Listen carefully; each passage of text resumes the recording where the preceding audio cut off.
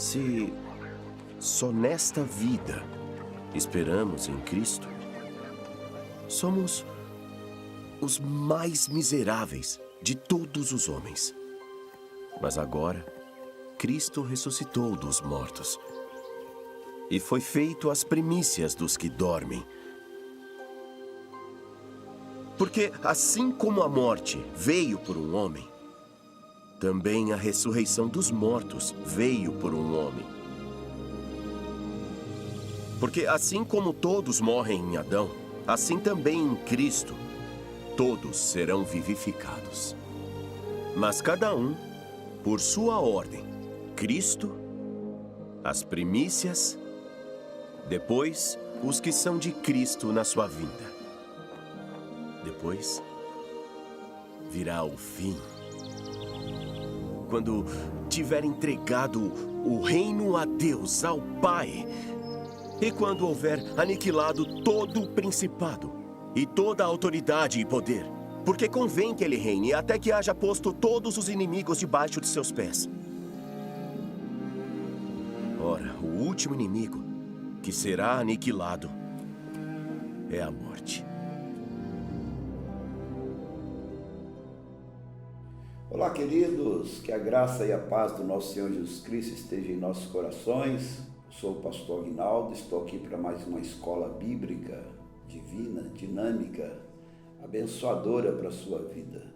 E hoje nós vamos estudar, conforme você acabou de ver no vídeo, o tema A Ressurreição dos Mortos, baseado na primeira carta que o apóstolo Paulo escreveu à igreja de Coríntios. Nós vamos caminhar texto por texto para que nós possamos compreender uma das mais relevantes doutrinas do cristianismo, que é a ressurreição dos mortos, onde a carne passará por um processo de glorificação, atingirá uma plenitude, será livre de todos os seus males, receberemos um corpo glorificado e viveremos na eternidade, como o Apocalipse nos diz, sem nenhuma dor, sem nenhuma aflição, sem nenhuma lágrima, sem padecer nenhum mal sobre os nossos corpos. E a nossa grande esperança está baseada na ressurreição de Cristo Jesus, o nosso Senhor, pois Paulo vai afirmar que,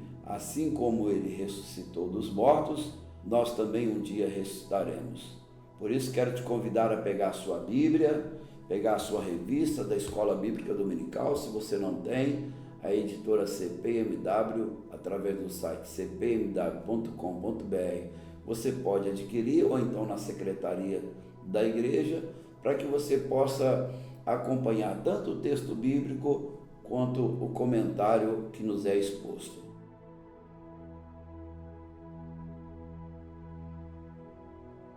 O que sabemos sobre a ressurreição dos mortos? É a primeira pergunta que devemos fazer quando estamos diante do tema. Quando acontecerá e como será? Essa é a preocupação do apóstolo dos gentios, chamado Paulo, ao esclarecer no capítulo 15 sobre esse tema que vamos estudar hoje. Em primeiro lugar, acontecerá, em primeira instância, no arrebatamento da igreja para aqueles que já morreram. E, em segundo lugar, acontecerá na volta do Senhor Jesus Cristo para aqueles que estão vivos. Sejam aqueles que morreram e já foram sepultados, sejam aqueles que estiverem vivos no arrebatamento da igreja, a Bíblia nos garante o recebimento de um novo corpo. Para aqueles que estão mortos, eles ressuscitarão dentre os mortos, receberão um novo corpo e serão glorificados para viver na eternidade. Aqueles que estão vivos passarão pela transformação desse corpo que ele tem até então, e receberá, assim como aquele que foi ressuscitado, esse novo corpo a passar na eternidade. Nós precisamos saber sobre essas coisas, porque elas são relevantes para que nós possamos entender tudo que vai ser nos exposto a respeito do futuro, da vitória que Jesus Cristo adquiriu sobre a morte. E por isso, o primeiro tópico da nossa lição é que a ressurreição dos mortos possui fundamentos sólidos. Que fundamentos são esses? O apóstolo Paulo, em Coríntios capítulo 15, versículo 1 até o versículo 11, ele vai nos falar algumas coisas sobre isso. Quer ver? Vamos ler. Irmãos, venho lembrar-lhes o evangelho que anunciei a vocês, o qual vocês receberam e no qual continuam firmes.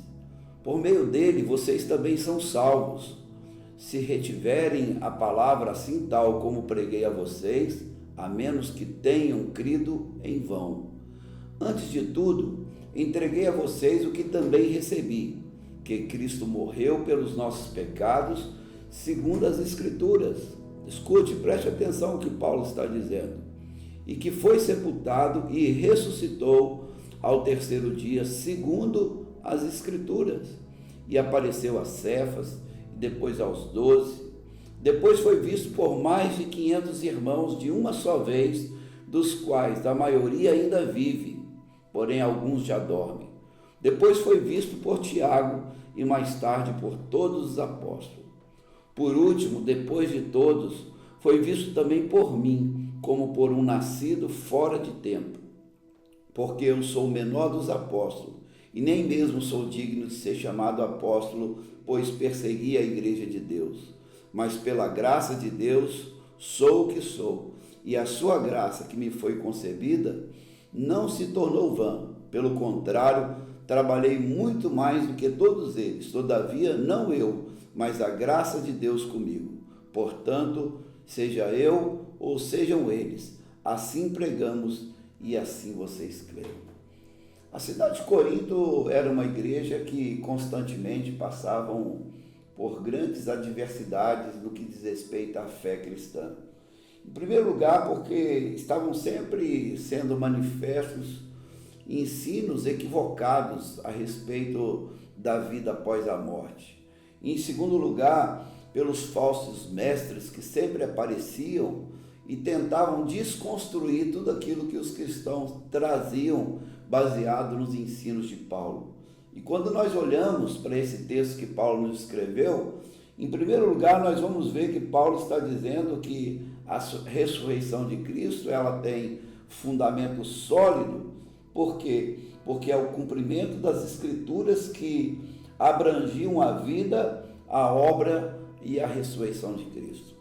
Paulo está dizendo aqui, nós temos base para aquilo que nós pregamos, porque as Escrituras, e quando Paulo está dizendo aqui sobre as Escrituras, ele está falando sobre o livro dos profetas, ele está falando sobre a Torá, que eram os 5 livros, chamado hoje de Pentateuco, escrito por Moisés, e tanto os profetas como os livros da lei, era para o povo de Israel, a Bíblia que eles tinham em mão, que Paulo está dizendo, essas escrituras que vocês têm em mãos, dá base para que nós possamos hoje pregar a ressurreição de Cristo, porque a vida de Cristo é o cumprimento dessas profecias que abrangiam a vida, que abrangiam a obra e a ressurreição de Cristo.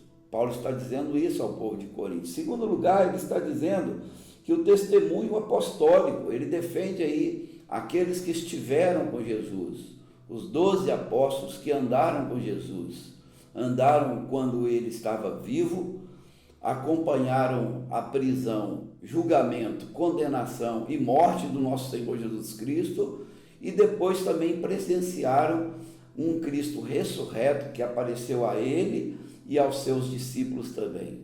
Então, em segundo lugar, Paulo está defendendo a ressurreição dos mortos a partir da ressurreição de Cristo, afirmando que os apóstolos estiveram com um Cristo vivo e estiveram também com um Cristo ressurreto. É isso que o texto que nós lemos diz aí e é colocado diante de nós. Em terceiro lugar, Paulo está usando o seu próprio depoimento, seu depoimento pessoal, para afirmar que esteve com ele e se tornou então o pregador dos gentios, não deixando nenhuma margem de dúvida a relação que Cristo estabeleceu com Paulo, a aparição de Jesus Cristo a Paulo no caminho de Damasco. Paulo está fazendo uso desse testemunho pessoal para dizer, eu não tenho nenhuma dúvida, eu tenho convicção, eu estive com ele, não tem como eu ter me enganado. E esse testemunho pessoal de Paulo se torna então um fundamento sólido para que ele possa trabalhar esse contexto da ressurreição de Cristo. Em quarto lugar, ele vai falar do testemunho de mais de 500 irmãos, muitos dos quais, Paulo vai dizer, ainda permanecem vivos. Paulo está dizendo, além de tudo isso que eu afirmei a vocês, Jesus apareceu depois de ressurreto a 500 pessoas que viram ele ser assunto ao céu. E muitos desses irmãos que presenciaram esse Cristo ressurreto, eles ainda estão vivos como testemunha. Podem perguntar a eles, foi eles que nos contaram. Eles têm testemunhado a respeito da ressurreição de Cristo. E aí ele vai dizer, alguns estão mortos já, mas muitos estão vivos. Nesse ensino, querido, está calçado toda a experiência que Paulo passou a ter da ressurreição de Cristo, que não foi reduzido a um grupo específico, a algumas pessoas específicas. Ele vai citar as Escrituras testemunham a respeito da vida, obra e ressurreição de Cristo. Os apóstolos que andaram com ele também são testemunhas a respeito da ressurreição de Cristo. Os 500 que viram ele ser assunto ao céu também testemunham, porque muitos deles estão vivos a respeito da ressurreição de Cristo. E eu, na minha experiência pessoal, sou testemunha, porque eu estive com ele no caminho de Damasco. A partir daí, nós chegamos à plena convicção que a ressurreição do Senhor é, pois, um fato histórico tão surpreendente quanto consolador para a expectativa humana que não se conformam com a morte, não apenas a morte de Cristo, mas a morte também daqueles que estão em Cristo, como nós vamos ver na frente. Por que Paulo tem uma preocupação? Em primeiro lugar, levantar a base para construir que Cristo não apenas ressuscitou, mas que ele próprio é a ressurreição dos mortos. Porque ele quer nos assegurar que assim como ele ressuscitou, e pessoas que o viram vivo, o viram morrer, depois o viram em um corpo glorificado, ressurreto, nós também ressuscitaremos com Cristo, receberemos um corpo ressurreto, se mortos, e então viveremos com ele na eternidade. Amém? São essas coisas que nós precisamos trazer para as nossas vidas e entrar nesse contexto. Agora vamos olhar para o segundo ponto dessa lição.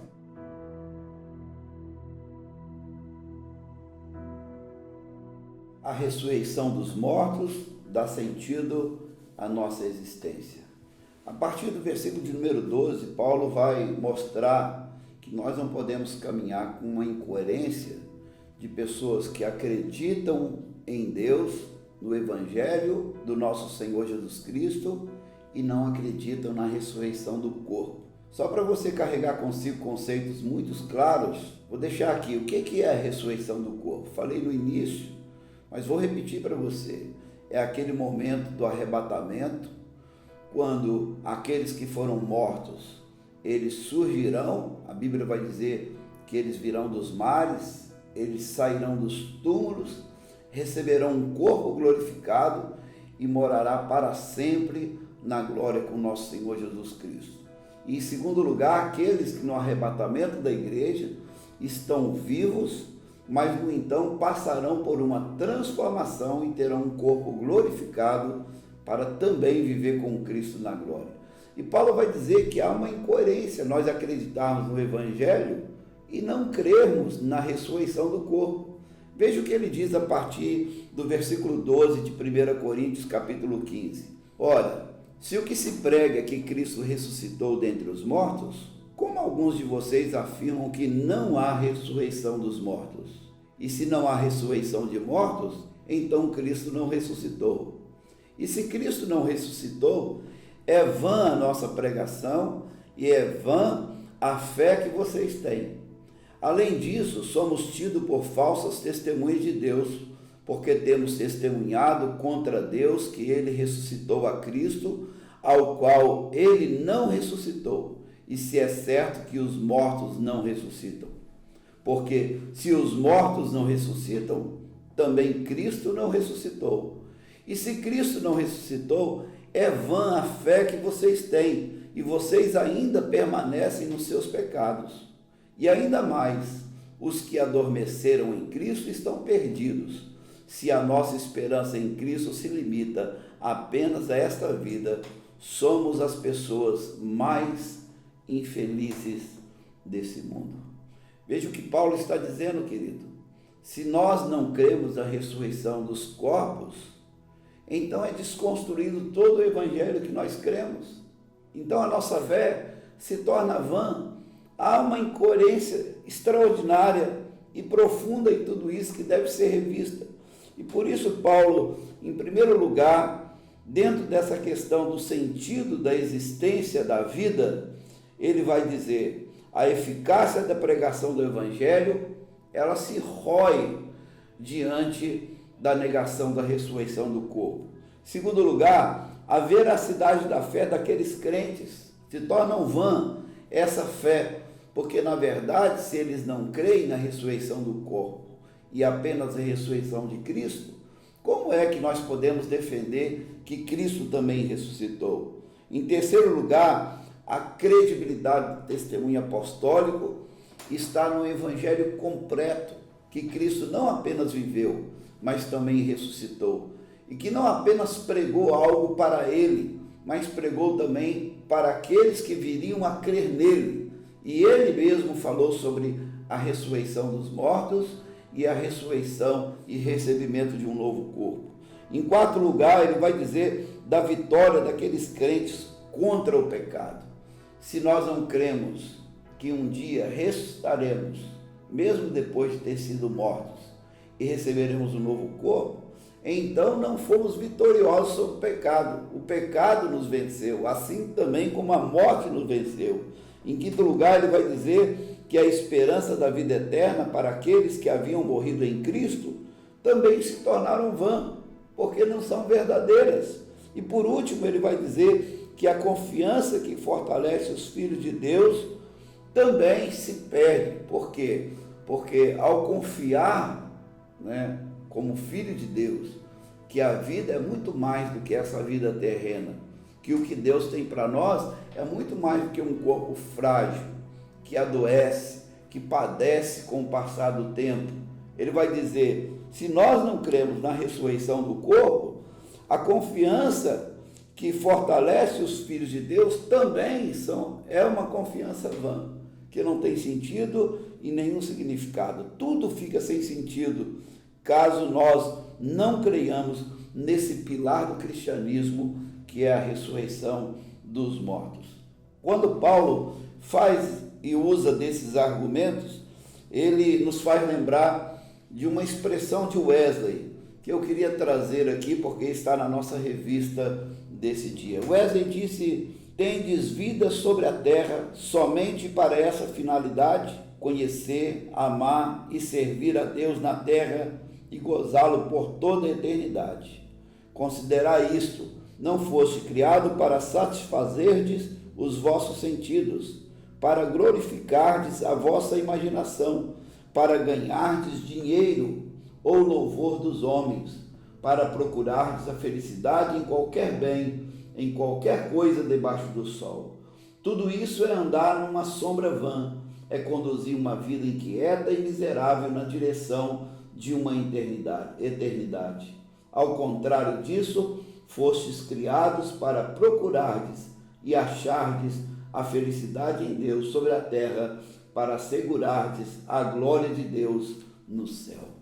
Que afirmação de Wesley, quando ele nos coloca o verdadeiro sentido da vida, que não se limita a conquistas terrenas, a êxitos somente nessa terra, e desconstruindo todo esse estilo de vida que se resulta a alcançar vitórias, conquistas nessa terra, ele vai dizer aí, para que é que nós fomos criados? Nós fomos feitos para que nós pudéssemos achar felicidade em Deus, não somente nessa terra, mas também na terra dos céus. Você entende isso, queridos? A ressurreição dos mortos nos abre um legado, não apenas para essa vida, mas para uma vida da eternidade. E isso é muito maior do que as vitórias e conquistas que nós conseguimos nessa vida.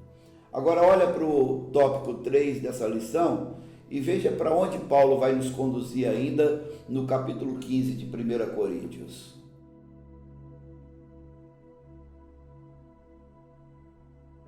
a ressurreição dos mortos é uma certeza que dinamiza as nossas vidas.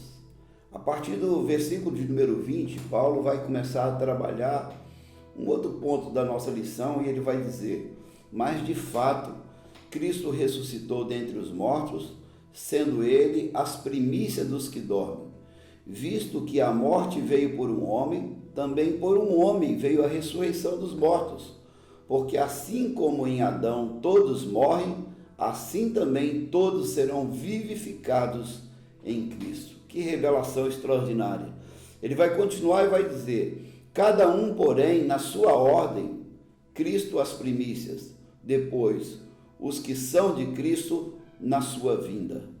E então virá o fim, quando ele entregar o reino de Deus e Pai, quando houver destruído todo principado, bem como toda potestade e poder, porque é necessário que ele reine até que tenha posto todos os inimigos debaixo dos seus pés. O último inimigo a ser destruído, Paulo vai afirmar, é a morte, porque ele sujeitou todas as coisas debaixo dos seus pés. E quando diz que todas as coisas lhe estão sujeitas, certamente exclui aquele que tudo lhe sujeitou. Quando, porém, todas as coisas lhe estiverem sujeitas, então o próprio Filho também se sujeitará àquele que todas as coisas lhe sujeitou, para que Deus seja tudo em todos. De outra maneira, que farão os que se batizam por causa dos mortos? Se de fato os mortos não ressuscitam, por que se batizam por causa deles? E por que também nós nos expomos a perigos a toda hora? Dia após dia morro. Eu afirmo isso, irmãos, pelo orgulho que tenho de vocês, em Cristo Jesus, nosso Senhor. Se como homem lutei em Éfeso com feras, qual foi o meu proveito se os mortos não ressuscitam? Comamos e bebamos, porque amanhã morreremos. Não se enganem, as más companhias corrompem os bons costumes. Voltem à sobriedade como convém, e não pequem, porque alguns ainda não têm conhecimento de Deus. Digo isto para a vergonha de vocês. Paulo está baseando aqui, querido, toda a dinâmica da nossa vida na ressurreição dos mortos. Ele está dizendo que se nós não cremos na ressurreição dos mortos, então por que nós nos expomos todos os dias à morte? Por que corremos riscos se a nossa vida se restringe ao que nós vivemos? Paulo agora ele faz uma comparação entre Cristo e Adão, e ele vai dizer que por meio de Adão veio a morte, mas por meio de Cristo veio a ressurreição dos mortos. Ele vai dizer que o primeiro Adão, o primeiro homem, ele era uma alma vivificada, ele recebeu vida de alguém. Mas o segundo Adão, que é Cristo, é uma alma vivificante, ele dá a vida. E ele vai dizer que o último dos inimigos que nós vamos vencer, e nós vencemos em Cristo Jesus, é a morte. E quando ele afirma isso, ele está afirmando uma pregação que está na boca dos pais apostólicos, da igreja do primeiro século, que está sendo carregada com todos aqueles cristãos que acreditam, irmãos, que a vida é muito mais do que essa vida terrena e que depois da morte é que nós realmente passamos a viver a vida plena, onde todas as profecias se cumprem em Cristo Jesus, o nosso Senhor. Você já parou para perguntar o que é que Isaías queria dizer quando ele afirmou que verdadeiramente ele levou sobre si todas as nossas dores, as nossas enfermidades? Isaías estava dizendo, querido, que um dia nós venceremos nessa vida, receberemos um corpo glorificado e sobre esse corpo não poderá haver nenhuma enfermidade, nenhuma dor, não haverá nenhuma lágrima, não haverá nenhum ressentimento, nenhum sentimento ruim. Por quê? Porque esse corpo glorificado é o corpo que nos faz viver a plenitude do plano de Deus para a nossa vida. E Paulo está dizendo, se então eu não acredito que há vida após a morte, ou que nós não vamos ressuscitar depois de mortos, Então, por que que nós nos expomos todos os dias à morte? Ele vai citar um caso dele pessoal, ele vai dizer, por que que lá em Éfeso eu me expus contra as feras, não temi a morte? Porque se eu temesse a morte, eu fugiria do perigo, eu procuraria adiar e prorrogar a minha vida, mas por acreditar que há uma vida após a morte, eu me exponho à morte todos os dias. Deixa eu te dizer uma coisa, essa é a dinâmica da nossa vida, baseada na fé que nós temos na vida após a morte, porque é isso que nos encoraja a continuar a nossa luta, sem temer nada. Se você está hoje desanimado com os problemas da vida, essa lição ela deve lhe encher de esperança, ânimo, coragem, porque você sabe que você está lutando um bom combate, você está seguindo uma boa carreira, que ao guardar a fé que nós seremos ressuscitados depois da morte, você está trabalhando nessa vida por coisas que não são corruptíveis, mas trabalhamos por coisas incorruptíveis. Nós juntamos tesouros em um lugar onde aqui nessa terra, a prata, o ouro, tudo se corrói, mas lá não se corrói. Aqui está a dinâmica da vida. Nós trabalhamos para que nós possamos vencer. O comentarista vai dizer, falta-lhe um ânimo em seu ministério? Coloque então ânimo no conceito, na crença, na verdade, na convicção que depois dessa vida você viverá uma vida plena em Cristo Jesus. A enfermidade lhe deixou desgostoso e decepcionado com Deus? Acredite que um dia essa enfermidade vai passar e você vai receber um corpo que a enfermidade não terá poder sobre ela. E ele vai dizer que a ingratidão das pessoas lhe frustra. Não se sinta frustrado, porque um dia tudo isso terá um fim. Um dia tudo isso acabará. Lá no céu nós veremos a plenitude de todas as coisas boas sobre a nossa vida. O comentarista ainda continua dizendo, as pessoas constantemente decepcionam. Não desanime, não pare, continue. Um dia a decepção terá fim. Ele diz, está desapontado com a igreja, sentindo-se fortemente tentado a entregar os pontos, a abandonar, a parar, a desistir. Não desanime, não pare, continue lutando, porque você acredita que a vida não se resume a só isso que nós estamos vivendo. E lá no céu, depois de receber corpos glorificados, depois de sermos ressuscitados em Cristo Jesus, nós veremos a plenitude daquilo que Deus tem planejado, que Deus tem sonhado e reservado para cada um de nós. Agora vamos olhar para o ponto 4 da lição e vamos ver ainda as revelações que Paulo nos traz em 1 Coríntios capítulo 15.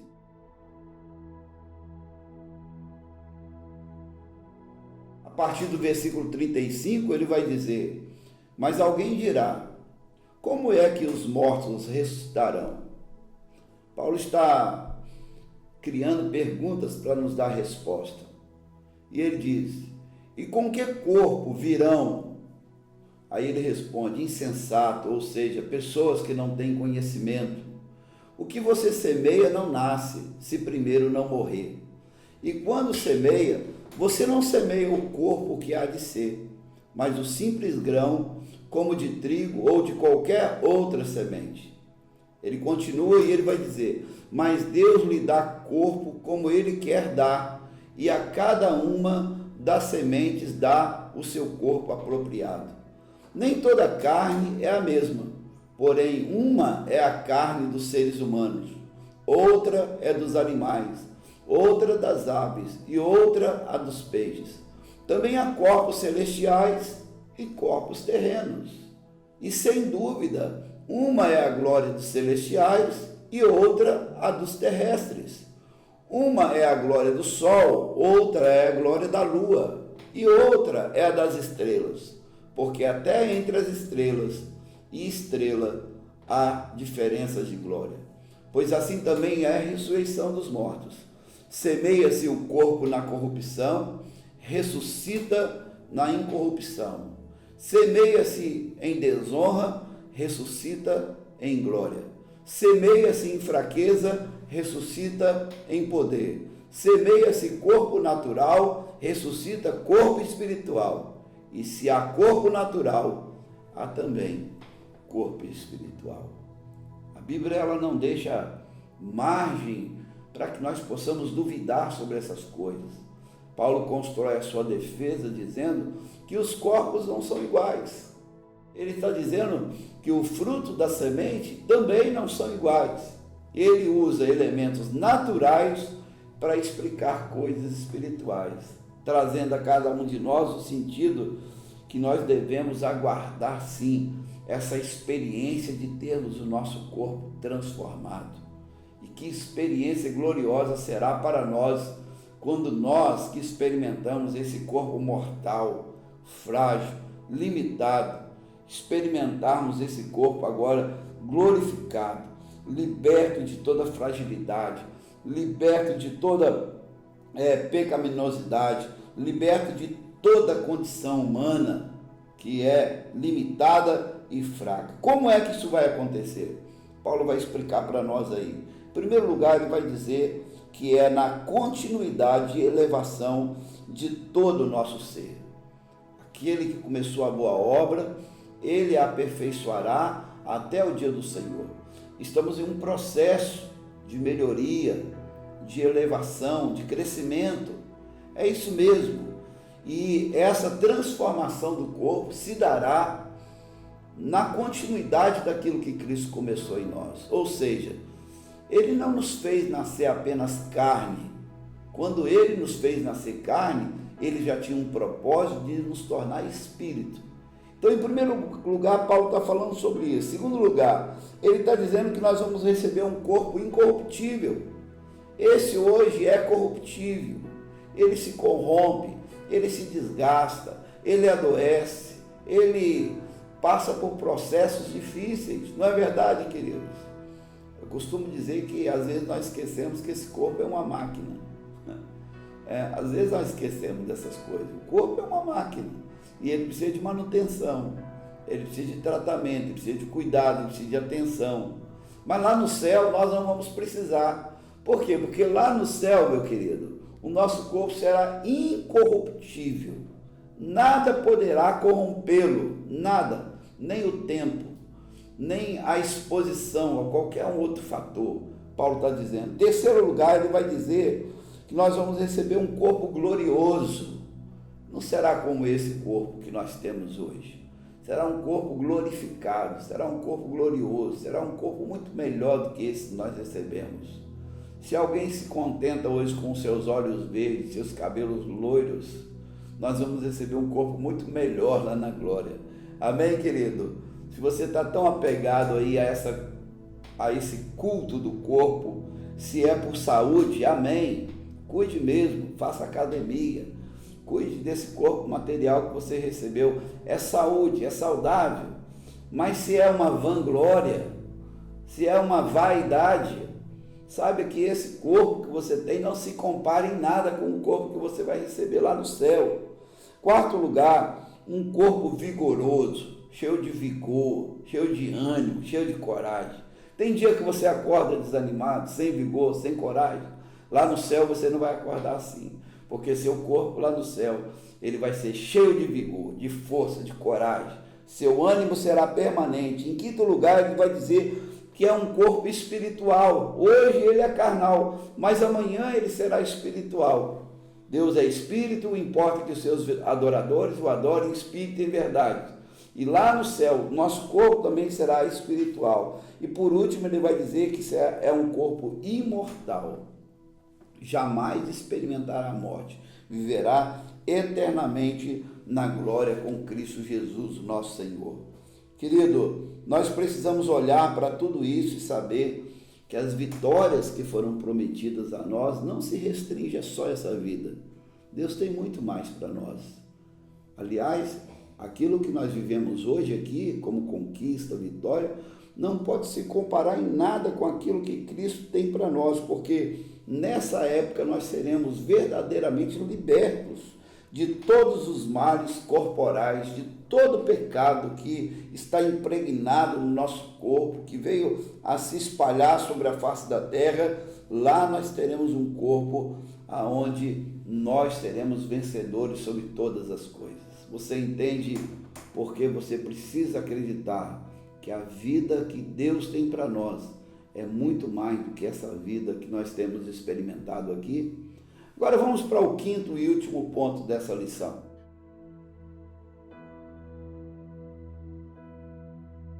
A ressurreição dos mortos nos centraliza em Cristo. Vamos para a Escritura novamente, ainda em 1 Coríntios, capítulo 15, versículo de número 45. Pois assim está escrito: o primeiro homem, Adão, se tornou um ser vivente, mas o último Adão é espírito vivificante. Falei sobre isso agora com vocês.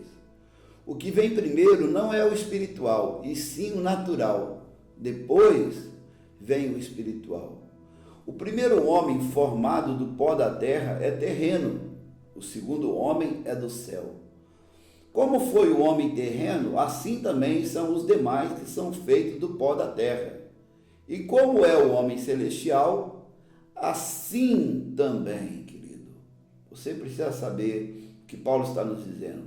Paulo está dizendo, assim como nós nos tornamos como esse homem da terra, terreno, assim também nos tornaremos como homem celestial. É isso que ele está dizendo.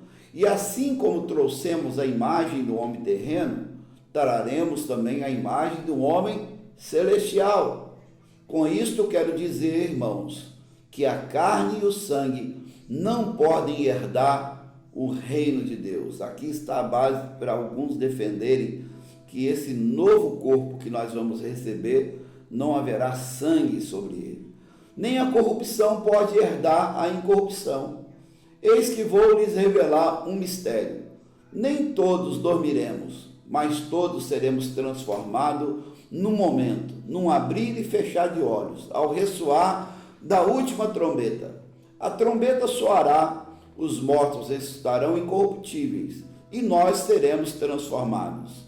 Porque é necessário que este corpo corruptível se revista da incorruptibilidade e que o corpo mortal se revista da imortalidade. E quando este corpo corruptível se revestir da incorruptibilidade e o que é mortal se revestir da imortalidade, então se cumprirá a palavra que está escrita: tragada foi a morte pela vitória. Onde está a morte, a sua vitória? Onde está a morte, o seu aguilhão? O aguilhão da morte é o pecado, e a força do pecado é a lei. Graças a Deus que nos dá a vitória por meio do nosso Senhor Jesus Cristo.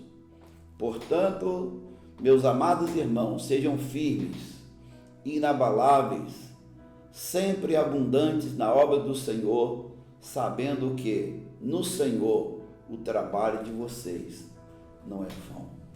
Que capítulo extraordinário, esse capítulo 15 de 1 Coríntios, querido. Paulo vem trazendo agora novamente essa comparação entre Adão, que é o primeiro homem, e Cristo, que é o segundo homem. Ele vem trazendo novamente aqui sobre essa herança que nós recebemos de Adão, mas também a herança que nós recebemos de Cristo. Muitos se apegam apenas a esse homem que foi vivificado. Mas o desafio de Paulo, ao nos escrever esse capítulo 15 de 1 Coríntios e outros textos da Escritura, é nos mostrar que nós não recebemos apenas uma herança terrena, que nós também recebemos uma herança celestial. Que se nós pecamos junto com o primeiro homem, nós também fomos perdoados no segundo homem. Se nós morremos, porque o salário do pecado é a morte, no primeiro homem que foi Adão, nós também ressuscitamos o segundo homem que é Cristo Jesus, nosso Senhor. Nós precisamos apegar não a essa herança adâmica do primeiro homem, nós precisamos nos apegar a essa herança do segundo homem. Cristo ligou a ressurreição humana, querido, a sua própria ressurreição. É isso que nós estamos vendo nessa última parte do capítulo 15 de 1 Coríntios. Ele está mostrando que os homens ressuscitarão porque Cristo ressuscitou. Ele está nos mostrando que os homens ressuscitarão em Cristo ressuscitado, ressuscitarão como Cristo ressuscitou. Em outras palavras, Cristo é a nossa ressurreição, a nossa vida plena. Olha só, os homens ressuscitarão em Cristo, os homens ressuscitarão como Cristo, os homens ressuscitarão com Cristo. Por quê? Porque Cristo é a nossa ressurreição e Ele é a nossa vida plena. Martyn Lloyd-Jones, ele vai nos deixar um texto tão impressionante sobre essa carta que Paulo escreve especificamente nesse texto que nós trabalhamos hoje. Ele diz assim: vocês não perderão suas identidades, embora venham a ser absolutamente transformados por um estupendo milagre. Suas identidades serão preservadas, serão vocês mesmos, sua salvação completada, seus espíritos já salvos, seus corpos então serão também perfeitamente redimidos.